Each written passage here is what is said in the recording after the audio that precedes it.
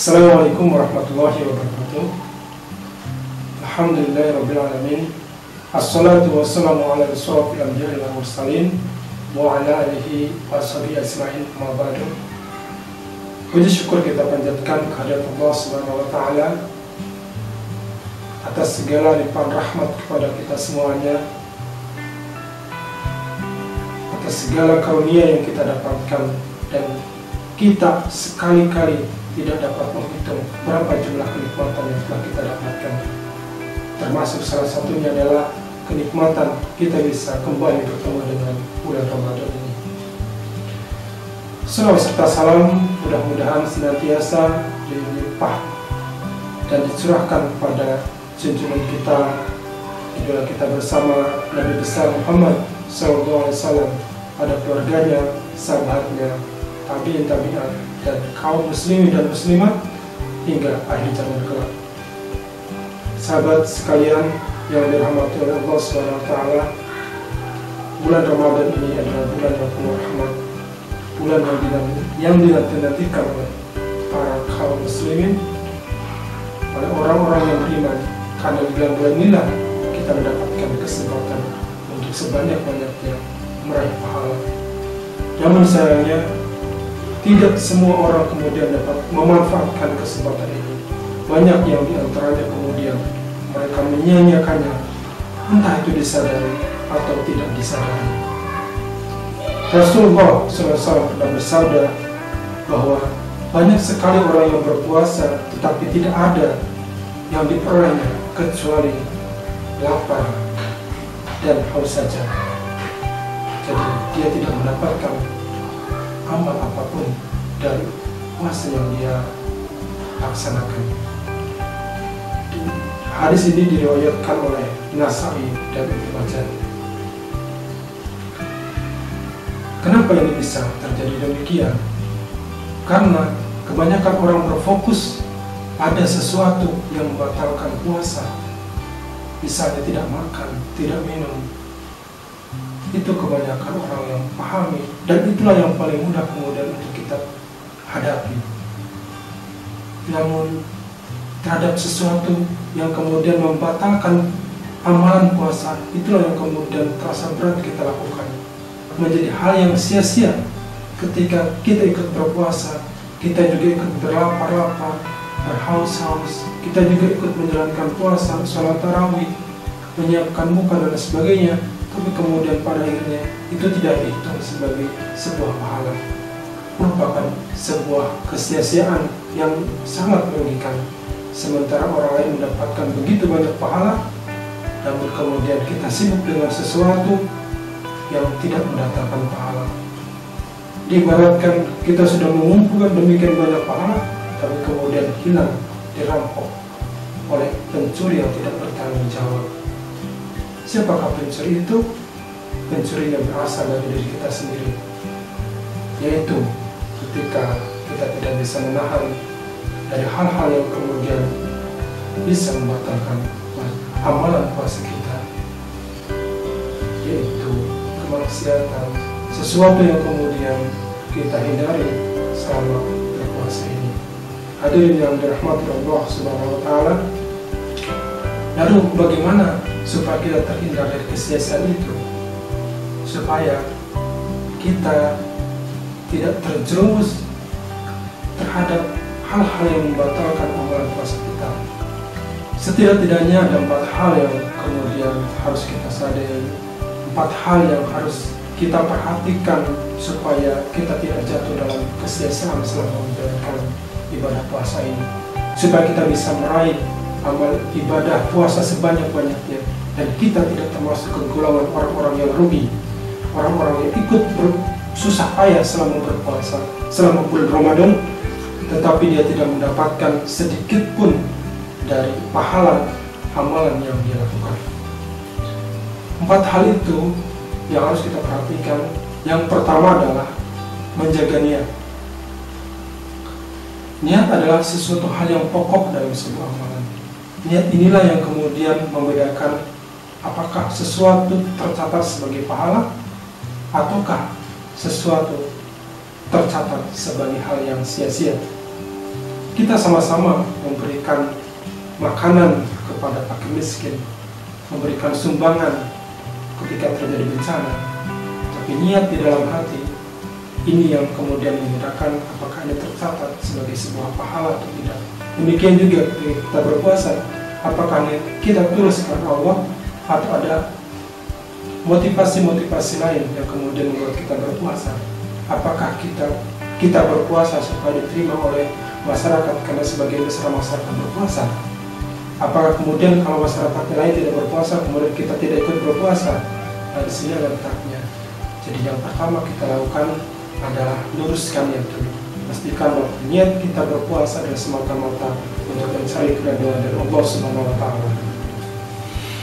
Hal yang kedua yang kemudian kita perlu perhatikan dalam menjalankan atau mengisi bulan Ramadan ini adalah ilmu. Pastikan bahwa kita memiliki ilmu pengetahuan terkait dengan bagaimana cara kita menjalankan puasa dengan benar, bagaimana cara berniat, bagaimana kemudian kita menjaga dari hal-hal yang membatalkan amalan puasa kita. Oleh karena itulah, ketika kita memasuki bulan puasa, kita harus menyiapkan, kita membaca kembali fikih puasa itu apa, bagaimana cara-cara berpuasa, bagaimana kemudian kita bisa memanfaatkan puasa ini dengan sebaik-baiknya, bagaimana kemudian kita bisa memahami yang saya katakan tadi, menghindari hal-hal yang bisa membatalkan ibadah puasa. Hal tersebut bisa kita lakukan kalau kita bisa memiliki pengetahuan tentang itu.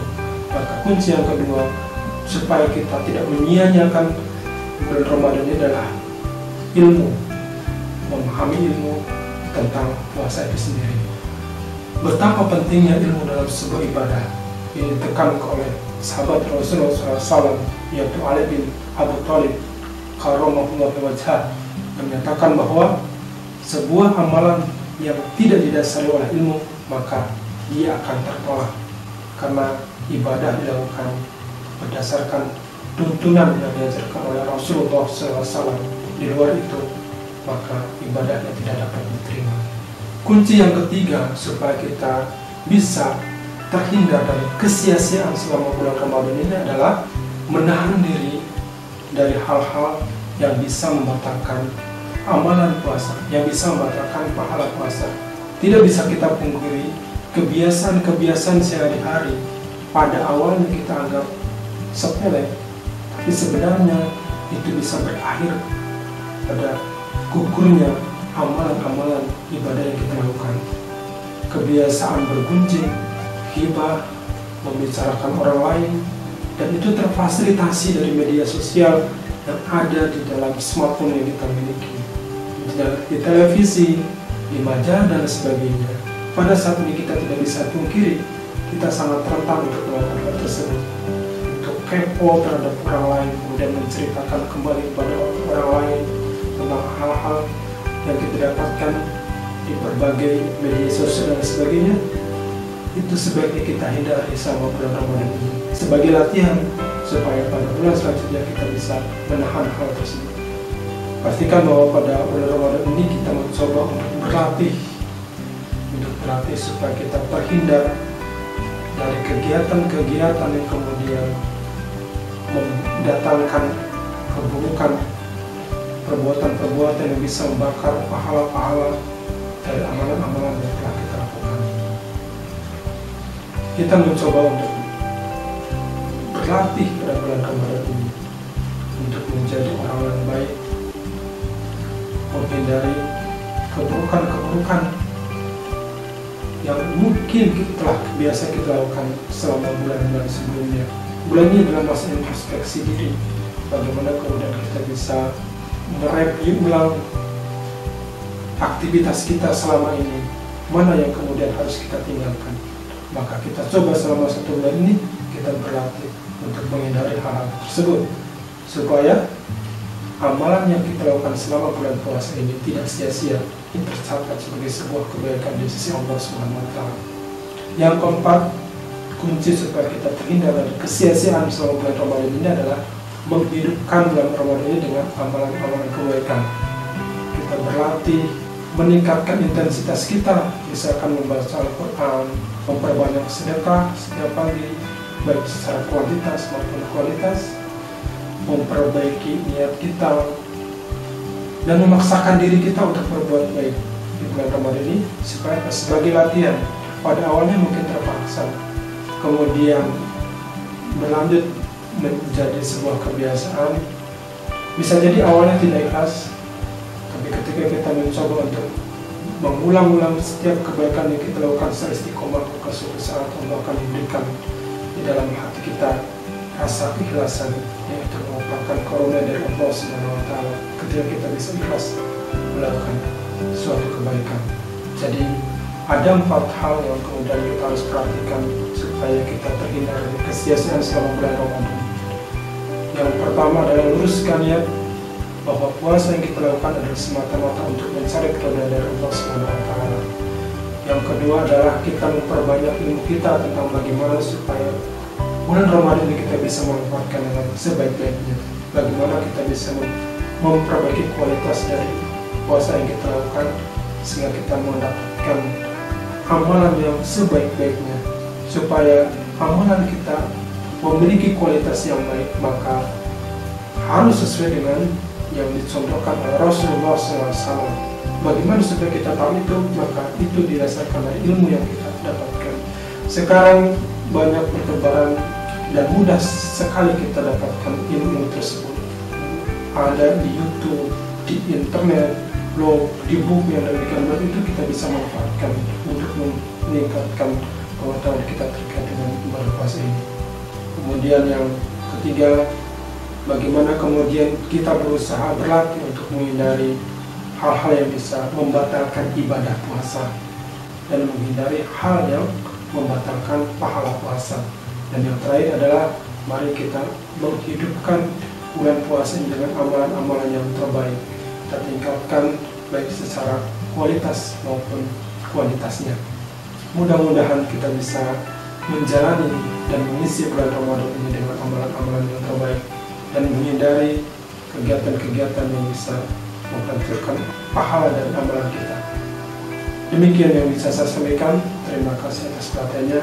Setiap kebenaran dari apa yang saya katakan itu datangnya dari Allah SWT, dan setiap kesalahan dan kekeliruan dari apa yang saya sampaikan itu datangnya semata-mata karena kebodohan saya sebagai manusia. Demikian, terima kasih. Assalamualaikum warahmatullahi wabarakatuh.